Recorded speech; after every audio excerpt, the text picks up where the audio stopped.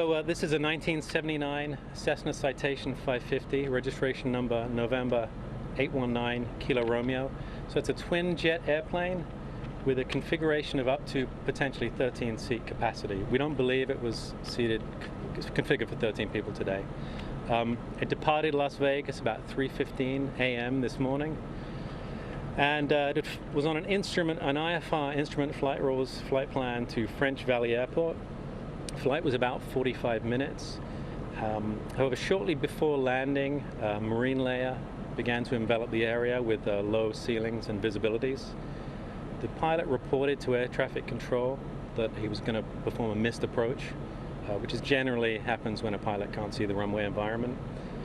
Air traffic control then provided the pilot with a clearance to perform the public missed approach, and then cleared the airplane to return for landing again. Airplane crashed about 500 feet short of runway 18, which was appeared to be the original intended landing runway. Debris field was about 200 feet long. Most of the airplane, with the exception of the tail, was consumed by fire. 6 people on board, and all were fatal. So we plan on spending the next 1, possibly 2 days on scene, then recovering the airplane to a secure facility where we'll continue the investigation. We have representatives from the FAA here. We'll also have representatives from Cessna and Pratt & Whitney, the airframe and engine manufacturers, on scene tomorrow. Preliminary report should be in about 14 business days, and then a final report generally takes anything from 12 to 18 months.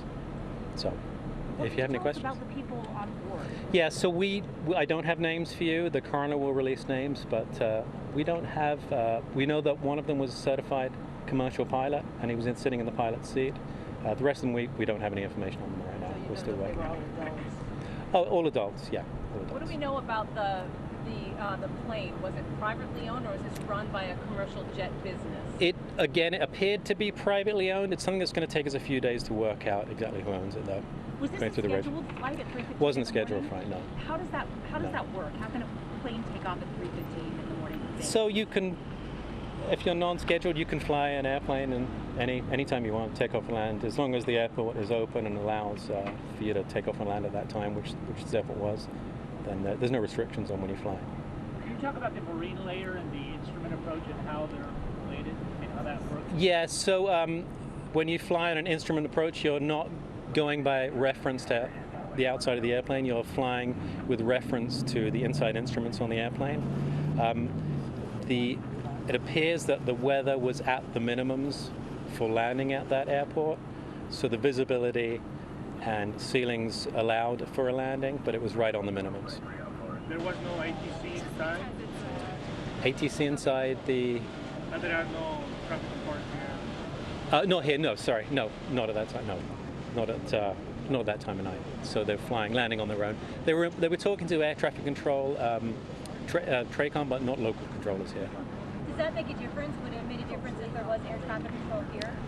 Shouldn't have made any difference. No, he was flying an instrument approach landing. It's irrespective of whether there's someone here or not. Was this plane stationed here, or was it stationed in Vegas? Was it not sure yet. If you look in some of the flight history programs, it's been here quite a few times recently, but we still don't know where it's located, where it's based.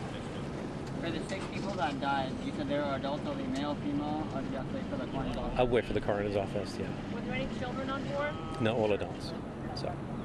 Was there any communication about what was happening right before that? I haven't listened to the audio yet, haven't had time, but we will. It's one of the things we'll be doing. We'll be reviewing the full air traffic control audio tapes between the pilot and air traffic control. Is it too soon to say whether... It's too soon to say, yeah.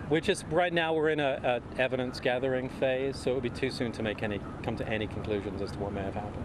Can you talk a little bit about the minimums you talked about in order to make an instrument approach, that it has to be instrument qualification, and is that the pilot's call?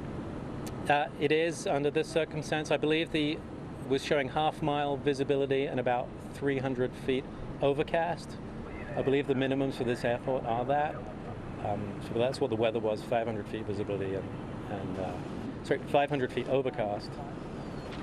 Yeah.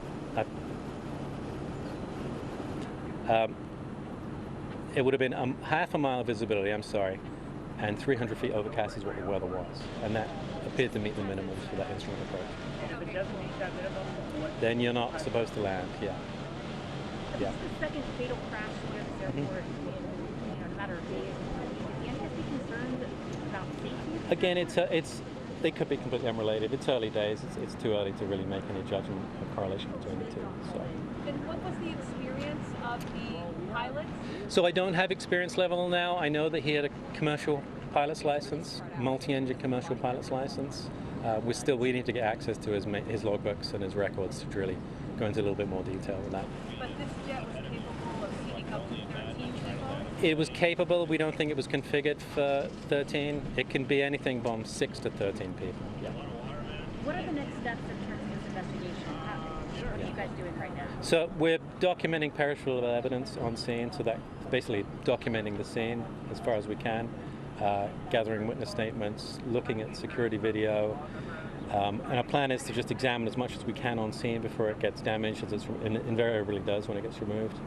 And then we'll remove it to a secure facility the next couple of days, and it'll be laid out in a far more forensic environment. We'll have a far better opportunity to look at it in more detail. Got a widespread debris field. How much time do you take to collect all To collect an evening, afternoon, not too long. I mean, hopefully we can do it tomorrow. I suspect it might take an extra day. But the airport was closed most of the day. The airport's now open. So. Okay. Sorry, any temporary flight restrictions? No, the airport's open. So. And this runway was clear for that airplane to land here. It was large enough for the airplane to land here. Yeah, and it landed here multiple times before. So yeah.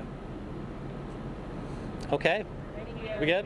All right. Thanks a lot. And Hello, I'm Mark Brown. Get more great ABC7 content by clicking the subscribe button for our YouTube channel. And download the ABC7 Los Angeles streaming app on Fire TV, Android TV, Apple TV, and Roku to watch on your TV.